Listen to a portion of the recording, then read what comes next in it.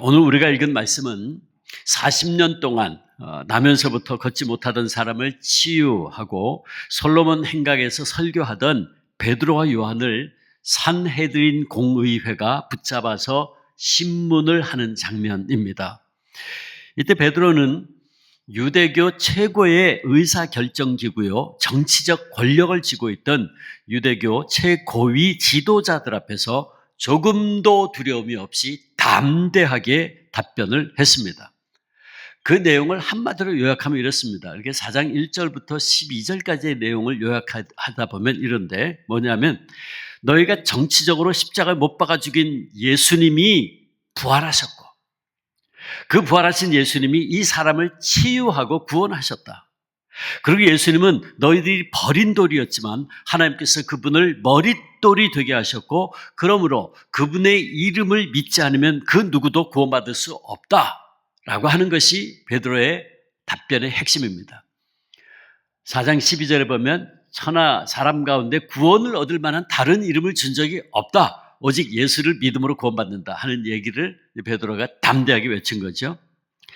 사도들은 이렇게 조금도 두려움이 없이 담대하게 외쳤고 오늘 본문은 산헤드린 공회 회원들이 이런 사도들의 담대함에 놀라는 장면으로 시작이 됩니다. 13절 그들이 산헤드린 공회 지도자들이 베드로와 요한이 담대하게 말함을 보고 그들을 본래 학문 없는 범인으로 알았다가 이상히 여기며 이 말씀에 의하면 베드로와 요한은 담대하게 말했다 그랬어요. 담대하게 말함이라는 단어 헬라어 원어를 읽어보니까 무슨 뜻이냐 하면 조금의 두려움이 없이 당당하게 할 말을 다 했다 그런 뜻입니다. 할 말을 다 했다. 전할 말을 다 전했다. 그리고 그들의 이런 담대함을 보고 산헤드린 공회 회원들이 이상하게 여겼다. 여기 이상히 여겼다는 번역은 놀랬다는 얘기예요. 놀랬다는 거예요. 당시 최고 의결기관인 산헤드린은 자신들의 허락도 없이 성전 안에서 무리를 일으킨 베드로와 요한을 엄하게 다스리기 위해서 산헤드린 법정에 세웠습니다. 그러나 그들이 조금의 위축됨이 없이 담대하게 모든 것을 대답하는 것과 그 대답의 내용을 듣고서는 깜짝 놀라지 않을 수 없었던 겁니다. 생각해 보면 이 장면은 상식을 넘어서는 장면이기도 합니다. 그 당시 산헤드린 공회는 이스라엘 최고 의결기관이자 최고 종교 재판소였습니다. 이스라엘의 종교, 사회, 도덕, 정치 등 각종 현안에 대한 의결 및 사법권이 있었고 그래서 법정 최고형인 사형까지도 구형할 수 있어서 무소불위의 힘과 권력을 가진 정치, 종교 집단이었습니다. 70명이었죠. 그러나 이 산헤드린 의회는 하나님의 말씀과 진리를 수호하던 곳은 아니었습니다. 그들은 자신들의 기득권을 지키기 위해서 온갖 수단과 방법을 가리지 않던 교활한 정치, 종교 집단이었습니다. 누군가가 자신들의 기득권을 침해하거나 흔들면 그들은 하나님의 율법을 핑계 삼아서 그들을 다 처단해버리고 말았죠. 예수님을 제거하기로 결정한 기관도 바로 이 산헤드린 공의회였습니다. 그러므로 그 당시 산헤드린 공회란 시민들에게는 서민들에게는 가까이 하기에는 너무나 두려운 권력기관이었죠. 바로 그곳에 시골 출신의 어부였던 베드로와 요한이 서 있는 겁니다. 감히 그 위용에 눌려서 보통 사람 같으면 제대로 말도 꺼내지 못할 그 자리에 선 거죠. 그런데 사도들은 아무런 막힘이 없이 담대하게 전하는데 오히려 산헤드린 공회 회원들이 쩔쩔매는 그런 기현상이 벌어지게 된 겁니다. 그리고 그들은 사도들에게 벌을 줄 빌미도 전혀 찾지를 못했죠. 오히려 자기들의 입장만 난처해졌습니다. 자신들이 신성 모독죄로 십자가에 달아 죽인 나사렛 예수가 다시 살아났다고 이 사도가 이야기하는 걸 묵과할 수 없어서 잡아다가 호통을 치고 벌을 주려고 했는데 오히려 어떻게 처리해야 될지를 몰라 쩔쩔매게 되었습니다. 그 장면을 본문 14절에서 16절은 이렇게 증언하고 있습니다. 병 나은 사람이 그들과 함께 서 있는 것을 보고 비난할 말이 없는지라 명하여 공회에서 나가라 하고 잠시 밖에 나가 잠시 밖에 나가서 기다려. 그래 놓고 서로 의논하여 이르되, 자기들끼리 의논하여 이르되, 자, 이 사람들을 어떻게 할까? 그들로 말미암아 유명한 표적 나타난 것이 예루살렘에 사는 모든 사람들에게 알려졌으니 우리도 부인할 수 없는지라. 자, 그건 부인할 수 없는 사실인데, 이 지금 기적 사건이 일어났는데 이걸 어떻게 해야 되냐? 스스로 올무에 빠진 격이 되고 말았어요. 결국 자신의 체면상 사도들을 그대로 내버려 보낼 수는 없으니까 다시는 예수의 이름으로 말하지 말라라고 경고해서 내보내자 하는 쪽으로 결정을 하죠. 그게 17절, 18절이에요. 참 통쾌한 장면이 아닐 수 없습니다. 자, 그렇다면 갈릴리 출신 시골뜨기 어부들의 이 어떤 모습에서 그들의 담대함을 엿볼 수 있습니까? 그리고 베드로와 요한이 가진 그 담대함의 근원은 도대체 무엇입니까? 이것이 오늘 우리가 본문을 통해서 깨달아야 할 교훈입니다. 먼저 우리는 베드로와 요한의 어떤 모습 속에서 그들의 담대함을 볼 수 있습니까? 세 가지인데, 첫째, 4장 8절 보면, 오늘 본문이 이제 1절부터 지금 시작되고 있는 사건이죠. 그 8절 보면 베드로가 설명을 시작할 때에 사내들인 공회 회원들을 가리켜서 이렇게 지칭합니다. 백성의 관리들과 장로들아, 그렇게 말했어요. 여기 관리는 아르콘테스라는 말인데 그 당시 최고 종교 지도자를 부를 때 쓰는 말이고, 또 장로라는 말은 프레스비테로이라는 말인데 주로 일반적으로 원로에 대한 호칭입니다. 이 프레스비테로이라는 말에서 우리 장로교, 프레스비테리안, 장로교인이라는 말이 온 거예요. 자, 베드로가 그들을 이렇게 부른 것은 물론 그들에 대한 최대한의 예의를 갖추어 그렇게 부른 겁니다. 그런데 이 말씀을 다시 생각해 보면 매우 의도적인 표현이다 하는 걸 알 수 있어요. 그 의도는 뭐냐면 너희들이 백성들의 주인이 아니라는 거예요. 당신들은 백성의 관리들이고 백성의 장로들이다. 그 얘기를 한 거예요. 그러니까 백성들에게 속한, 그래서 백성들을 잘 섬기기 위해 존재하는 사람들이라는 거예요. 하나님께서 당신들을 지도자로 세운 것은 백성들 위해 군림하게 하는 것이 아니라 백성들을 잘 섬기게 하기 위함이라는 거예요. 그러므로 이 장면을 상식적으로 생각하면 사내들인 공회 회원들에게 그 당시 이스라엘의 최고 지도자들이잖아요. 제사장들, 장로들, 그 70명 핵심 멤버들. 그러면 사내들인 공회 회원들에게 시골 촌뜨기 출신의 베드로와 요한이 뭐라 그래야 될까요? 존경하는 여러분, 사랑하는 여러분, 뭐 이런 식으로 존경하는 대제사장과 장로님 여러분, 이렇게 해야 될 것 같아요. 근데 베드로가 뭐라 그랬어요? 백성의 관리들과 장로들아 그랬어요. 너희들이 백성들 왜 군림하면 안 된다는 거죠. 너희들은 백성들을 섬기기 위해서 백성들에게 속한 사람들이다. 백성의 관리들이고 장로들이다 라고 말한 거예요. 이 모습 속에서 우리는 베드로와 요한의 첫 번째 담대한 모습을 봅니다. 두 번째, 사내들인 공회가 베드로와 요한에게 너희가 누구의 권세와 누구 이름으로 이 일을 하느냐 라고 질문했을 때 그에 대한 베드로의 대답에서 우리는 그들의 담대함을 또 엿볼 수 있습니다. 그들의 질문에 대해서 베드로와 요한이 10절 보면 이렇게 대답했죠. 너희와 모든 이스라엘 백성들은 알라. 너희가 십자가에 못 박고 하나님이 죽은 자 가운데서 살리신 나사렛 예수 그리스도의 이름으로 이 사람이 건강하게 되어 너희 앞에 섰느니라.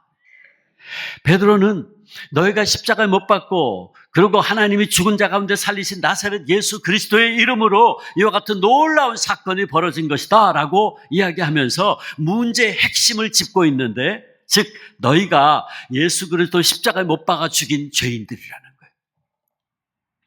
당신들이 제사장들이고 장로들이고 사내들인 공회의 멤버라고 할지라도 당신들이 바로 하나님을 대적해서 예수님을 십자가에 못 박은 죄인들이라는 거예요. 그리고 당신들이 하나님의 아들 예수 그리스도를 십자가에 못 박아 죽였지만 그러나 하나님께서 그를 다시 살리셨고, 그러므로 당신들이 아무리 예수 그리스도의 구세주 되심을 인정하지 않으려고 발버둥 쳐도 부활하신 예수님은 영원한 생명의 구주이시다. 15절 보면 생명의 주라고 표현합니다. 그리고 그 예수님, 그 주님, 그 생명의 주님의 이름으로 이 나면서부터 걷지 못하던 이가 나음을 입고 이렇게 건강하게 당신들 앞에 서 있는 겁니다 라고 외쳤어요. 자, 베드로는 이렇게 그의 짧은 설교 아닌 설교를 통해서 하나님의 백성들을 섬겨야 할 관리들과 장로들이 오히려 백성들 위에 군림하고 하나님의 아들까지 죽이고 그 자리를 차지하려고 한 그들의 죄에 대해서 통렬하게 지적을 한 겁니다.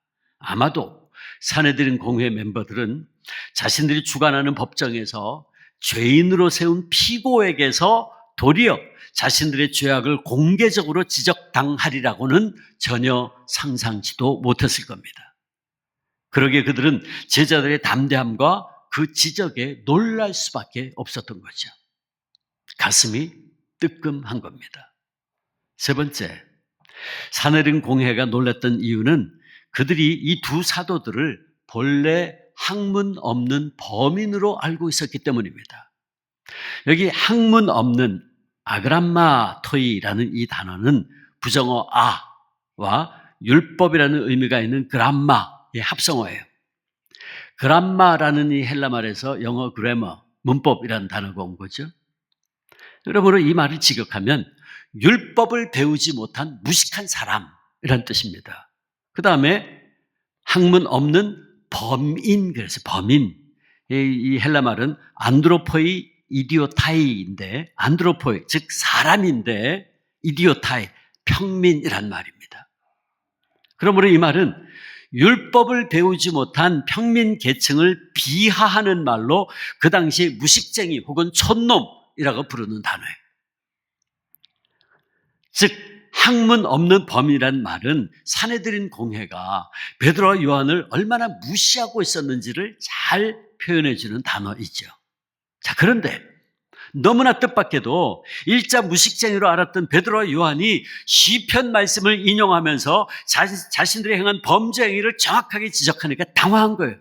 시편 118편 22절, 건축자가 버린 돌이 집 모퉁이의 머릿돌이 되었나니, 그 시편 말씀을 인용하면서 그 얘기를 한 거예요. 그러니까 베드로의 설명대로 자신들이 못 박아 죽인 예수를 하나님께서 생명의 구세주로 다시 살리셨다면 그것은 시편 기자가 예수 그리스도에 대해서 예언한 말씀인 시편 118편 22절, 건축자가 버린 돌이 집 모퉁이의 머릿돌이 되었다는 말씀이 정확하게 이루어진 것이 됩니다. 그러므로 사내들인 공회원들은 당황할 수밖에 없었죠. 겉으로는 위압적인 자세로 사도들을 위협하고 있었지만 속으로는 뜨끔하고 있었던 겁니다. 그들은 율법을 모르는 무식한 촌놈이라고 생각했던 베드로와 요한이 하나님의 말씀을 정확하게 인용하면서 자신들의 죄악을 지적하는 것을 보고는 경악할 수밖에 없었던 거죠. 자, 그렇다면 이제 우리는 오늘 말씀의 가장 중요한 부분에 이르게 되었는데, 그것은 그들의 이런 담대함과 이런 영적인 통찰력이 어떻게 가능할 수 있었느냐는 거예요. 그들의 담대함과 그 영적 통찰력의 근원은 도대체 어디에 있는 겁니까? 사도들이 가진 이 담대함은 인간들의 의지에서 나온 용기가 아니었습니다. 인간 베드로와 요한은 절대로 그런 용기를 가질 수 있는 사람들이 아니었죠. 베드로는 어떤 사람이었나요? 우리가 아는 대로 그는 한 여종 앞에서도 예수님을 3번이나 모른다고 부인했던 비겁한 겁 많은 사람이었어요. 그런데 그렇게 비겁하던 사람이 지금은 담대하게 하나님의 말씀을 증거하고 있습니다. 그가 담대하게 하나님의 말씀을 전하고 있는 이 장소가 바로 50일 전에 그가 예수를 모른다고 부인했던 그 공회의 바로 그 자리. 그 공회당 앞에서 예수님이 지금 고문당하고 있고 얻어맞고 있는 그 장면에서 지금 베드로가 따라갔다가 한 여정이 너도 그 사람이지, 너도 그 한패지 그랬을 때 3번 부인하죠. 난 모른다. 그 자리입니다. 그 공회의 자리예요. 그렇다면 도대체 어디서 이런 담대함이 나온 겁니까? 결론은 그의 이런 담대함은 성령님이 주신 용기였습니다. 주님께서 일찍이 뭐라고 말씀하셨나요? 마태복음 10장 17절 20절을 읽어보면 이런 말씀이 있어요. 사람들을 삼가라. 그들이 너희를 공회에 넘겨주겠고 그들의 회당에서 채찍질하리라. 또 너희가 나로 말미암아 총독들과 임금들 앞에 끌려가리니 이는 그들과 이방인들에게 증거가 되게 하려 하심이라. 너희를 넘겨줄 때에 어떻게 또는 무엇을 말할까 염려하지 말라. 그때 너희에게 할 말을 주시리니 말하는 이는 너희가 아니라 너희 속에서 말씀하시는 바 곧 너희 아버지의 성령이시니라. 아멘. 그렇죠? 그렇습니다. 지금 베드로가 이렇게 담대히 할 말을 다 하게 된 것은 성령님의 역사였다는 말씀입니다. 그래서 오늘 사내들인 공회에 불려가 말하기 시작하는 그 베드로의 모습을 4장 8절에 보면, 오늘 본문 앞에 4장 8절에 보면 베드로가 말하기 시작할 때 그 모습을 이렇게 이야기합니다. 베드로가 성령이 충만하여 이르되, 베드로가 그냥 자기 말을 떠든 게 아니에요.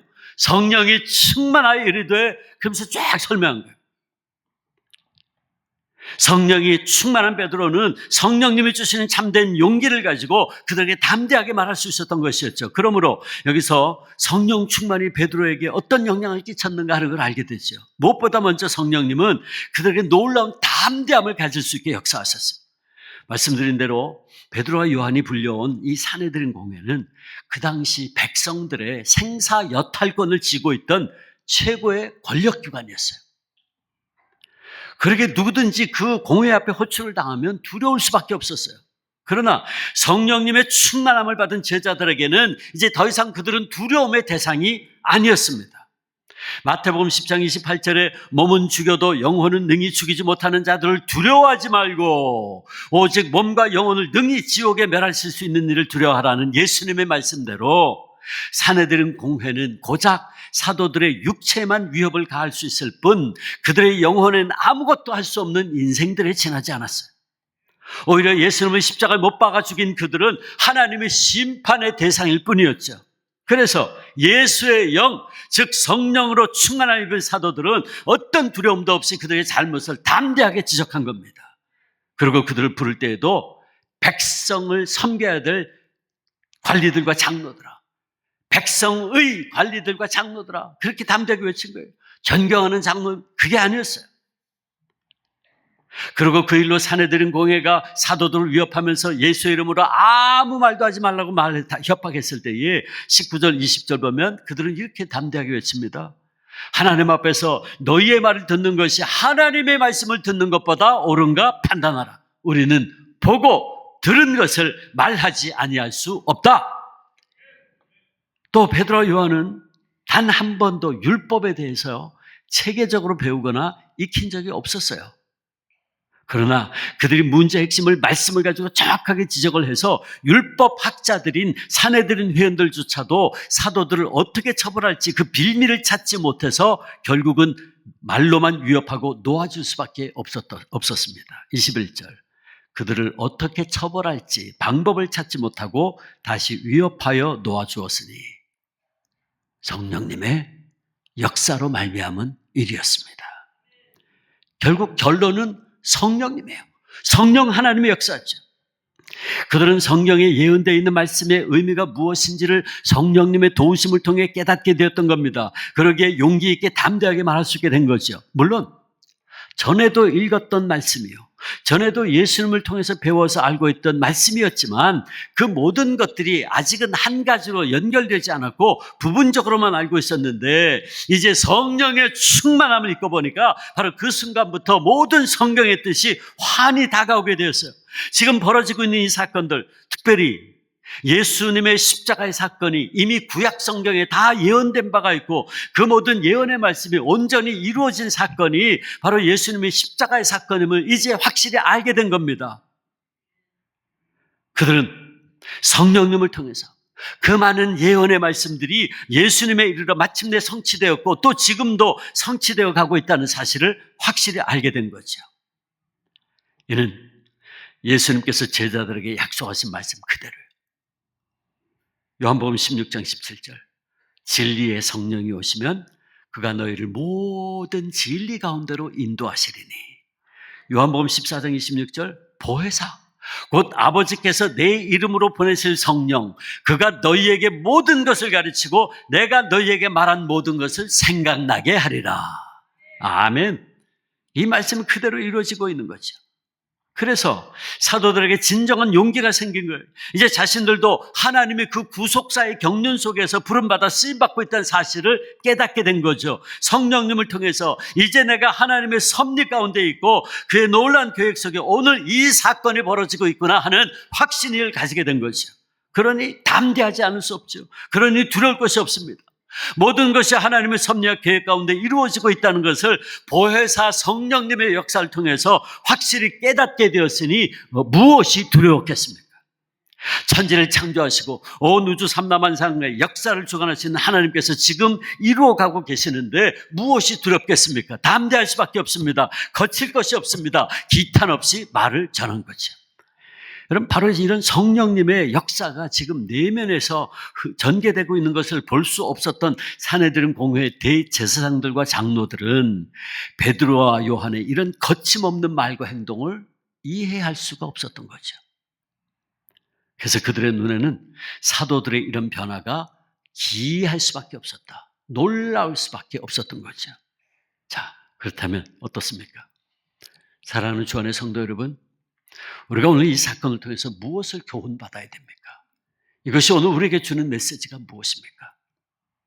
저는 오늘 사건을 묵상하면서 그리고 베드로와 요한의 성령 충만함으로 인한 담대함과 영적 통찰력을 바라보면서 오늘 우리들의 삶의 현장을 생각해 보았습니다. 물론 오늘 우리에게는 초대교회에 있었던 이런 노골적인 박해와 시련은 없습니다. 그러나 우리들도 광야 같은 세상에서 살아가노라면 때로 사도들이 당했던 것처럼 어려운 일을 당하게 됩니다. 이해할 수 없는 사건에 휘말려 고통 가운데 있게 되죠. 복음을 전하고 선한 일을 하고도 억울하게 오해받고 부당한 공격을 받을 때도 있습니다. 그럴 때 우린 참 힘들죠. 그런데 오늘 우리가 당하고 있는 삶의 여러 가지 어려운 상황 속에서 정말로 힘들고 괴로운 것은 왜 그런 줄 아십니까? 그 일이 힘들어서가 아니에요. 내가 당하는 그 일이 힘들어서라기보다는 내가 당하고 있는 그 사건의 의미를 모르기 때문에 힘든 겁니다. 내가 지금 당하고 있는 일들이 하나님의 섭리와 경륜 속에서 이루어지고 있다는 사실을 확실히 알 수만 있다면 지금 내가 당하는 이 고통을 얼마든지 견딜 수 있습니다. 내가 지금 하나님의 도구로 사용되고 있다는 사실을 확실히 알 수만 있다면 힘들어도 사도들처럼 담대하게 감당할 수 있죠. 그런데 때때로 우리는 지금 내가 당하고 있는 일들의 의미가 무엇인지 모르기 때문에 불안한 거예요. 더 나아가 이 일이 혹시 하나님과는 아무런 상관이 없는가 하는 생각, 혹은 내가 하나님으로부터 버림받은 것은 아닌가 하는 불안한 생각이 들기 때문에 그래서 더 힘든 거예요. 그래서 약해질 수밖에 없어요. 그러므로 사랑하는 주 안의 성도 여러분, 우리도 사도들 못지않게 성령 충만함을 입어야 됩니다. 아니, 우리는 사도들보다 더욱더 충만하심을 입을 수 있어야 돼. 그래야 우리는 오늘 복잡하고 다사다난한 이 세상을 담대하게 살아갈 수 있어요. 그러므로 여러분, 이제 우리 모두 초대교회 성도들과 제자들처럼 성령 충만함을 위해서 간절히 사모하는 마음으로 기도합시다. 여러분, 지금 힘든 일이 있습니까? 지금 도무지 이해할 수 없는 일들이 여러분의 삶을 공격하고 있습니까? 그럴 때일수록 성령 충만을 간구하십시오. 성령께서 오늘 나에게 벌어지고 있는 이 사건의 의미가 무엇인지 깨닫게 해달라고 기도하세요. 그리고 우리가 말씀을 보는 가운데 성령님 지혜의 영을 더하셔서 말씀 가운데서 오늘 내가 당하고 있는 사건의 의미를 가르쳐달라고 기도하세요.